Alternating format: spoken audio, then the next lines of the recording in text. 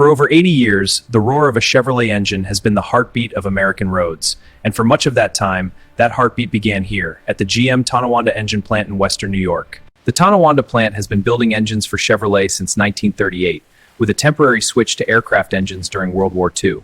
Today, it handles everything from EcoTec truck engines. It all starts with raw materials. Engine blocks and cylinder heads arrive in a cubed state, roughly machined but not finished. Crankshafts come in as raw castings into precision machinery through dozens of operations. Engine blocks are fed through a series of computer-controlled machining centers, performing boring, honing, and tapping operations with micron-level precision. These machines run along overhead tracks moved by robotic. Raw castings go through their own transformation. They're cut, ground, balanced, and polished until each journal surface is smooth as glass. Every finished crank is measured to tolerances down to the micron. Each engine block receives a smart bolt, a special fastener containing a computer chip that tracks every operation performed during assembly. This bolt records which shifts worked on it, which machines were used, and verifies that no steps on it. Robots perform automated inspections at every stage, checking the depth of threaded holes, the finish on firm bearing per cylinder bores, with 4 separate blushing these shift production based on demand. While blocks are being machined, cylinder heads are assembled by specialized robotic stations, completing each head in less than 2 minutes. These robots install valves, springs, and retainers. While Tonawanda produces volume engines, the most special power plants come from here, the Performance Build Center in Bowling Green, Kentucky. This 20,000 square foot facility is where GM. The PBC is unlike any traditional assembly line. There are no moving conveyors here. Instead, workstations and parts remain stationary, with engine builders manually moving years of experience from specialized training. Meet Todd Browning, a launch team member and self-described gearhead. Being in the PBC has given me opportunities to do things I never thought I'd be here. I've built over 1,000 engines at this point, and each one of them meant something special to me. Each engine begins as a precision machined block, inspected before the first component is installed. At the PBC, they assemble the LT6 engine for the Corvette Z06, the first major assembly step, installing the crankshaft. Main bearings are carefully lubricated, and the crank is lowered into place with steady hands. The main caps recently exact specifications. After crank installation, the engine undergoes a torque-to-turn test. Sensors measure how smoothly it moves. These measurements can detect clearance problems, loose bolts, or even microscopic debris that could damage bearings later. Piston installation is one of the most demanding jobs. The fracture-split powder metal rods are carefully separated, piston pins checked, and each assembly is guided into its cylinder. With pistons in place, cylinder heads are installed. Head gaskets are positioned carefully. Then the heads, assembled earlier by robots at Tonawanda, are lowered onto the block. The camshaft slides into place through the front of the block, followed by the timing chain and cam phasers. Modern Chevrolet engines use variable valve timing, so alignment is critical.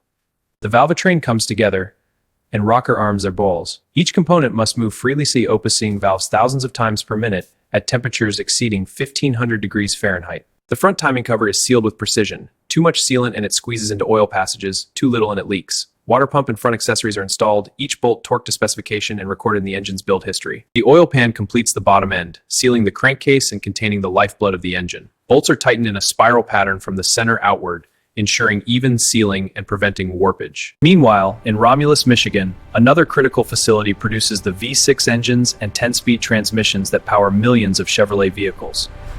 Since 1970, the Romulus plant operates at a different scale, producing V6 engines for the Chevrolet Colorado, Camaro, Blazer, and Cadillac models, plus 10-speed transmissions for Silverados, Tahoes. The engines built at Tonawanda and Romulus find their homes in vehicles assembled across America. At the Lansing Grand River Assembly Plant in Michigan, a 3.4 million square foot facility. When NASCAR drivers Kyle Larson, Bubba Wallace, and Alex Bowman toured the Lansing plant, they were amazed. Another word here where features sure sounded. For supercharged engines like the LT4 and the Camaro ZL1 and Cadillac CT5V Blackwing, a massive supercharger is installed.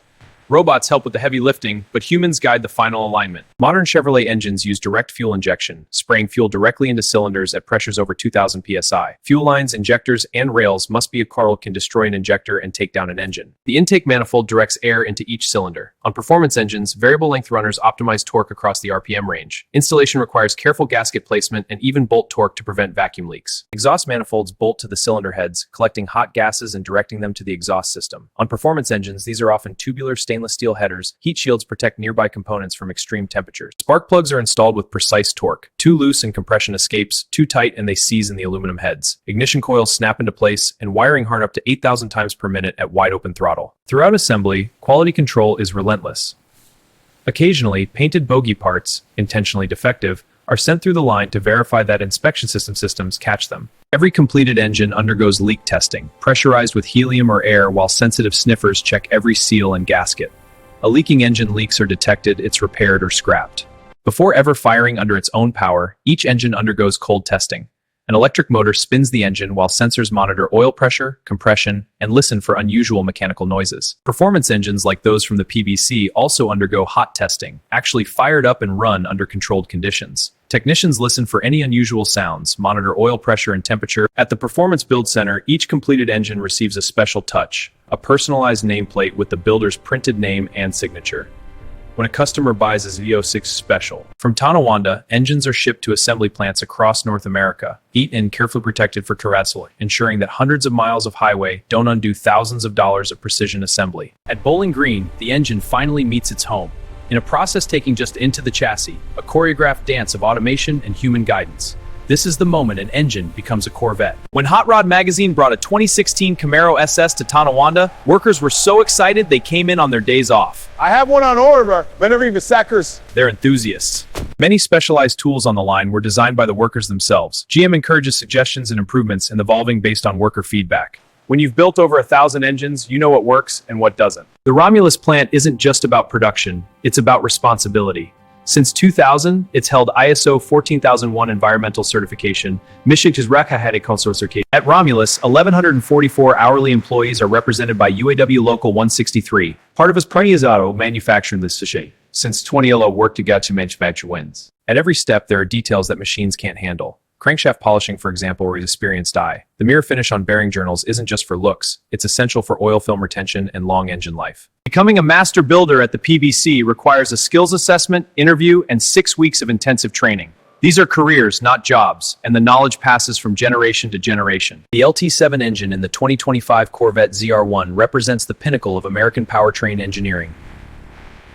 The fastest and most built by an American hands in Kentucky. Whether it's a Cadillac Blackwing with 668 horsepower or a Works Silverado V6, every Chevrolet engine shares the same foundation: precision engineering, quality manufacturing, and the pride of American craftsmanship. As the sun sets over Tonawanda, another shift heads home.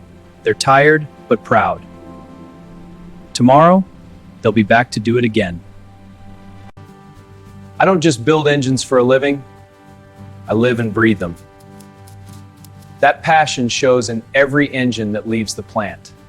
Before any new engine design is approved for production, it spends countless hours on dynamometers, tested to the limit and beyond. Engineers verify power output, durability, and reliability. From the first small block V8 in 1955 to today's LT7, Chevrolet engines have evolved dramatically. More power, but engines that Americans can afford, lower emissions. While most of America sleeps, these plants keep running. Night shifts, weekend shifts, holiday shifts, because the demand for American-made power never stops. Millions of engines have come from these facilities, and millions more will follow. If you like the video, please like, comment, share, and subscribe. We'll see you next time on All Factory Word, where American manufacturing comes to life. Next time you hear a Chevy rumble, remember the hands that built it.